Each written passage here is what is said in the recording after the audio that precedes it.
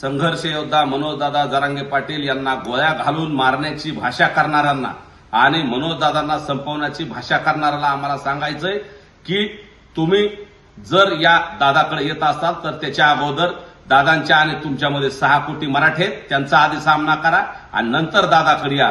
तुम्हाला दादापर्यंत पोहोचणंही शक्य होणार नाही. आणि माझी पोलीस प्रशासनाला आपल्या माध्यमातून विनंती आहे की जे कोण हे असतील सातत्यानं मनोजदादाला जीवे मारण्याची भाषा करतायत त्यांच्या मुसक्या आवळल्या पाहिजे, त्यांच्यावर कठोर कारवाई केली पाहिजे. आणि त्यांनाही सांगणे, जर पोलीस कारवाई करणार नसतील, जर इथून पुढे मनोजदादाला किंवा जे समाजाचं काम करतात मराठा समाजाच्या बांधवाला कुणी जर असं गोळ्या घालण्याची किंवा जीवे मारण्याची धमकी देत असेल त्याला मराठा समाज त्यांच्या स्टाईलने उत्तर दिल्याशिवाय राहणार नाही. हे सुद्धा असं वाचाळवीरांनी आणि धमक्या देणाऱ्याने ध्यानात ठेवावं. आम्ही सुद्धा बांगड्या भरलेल्या नाहीत.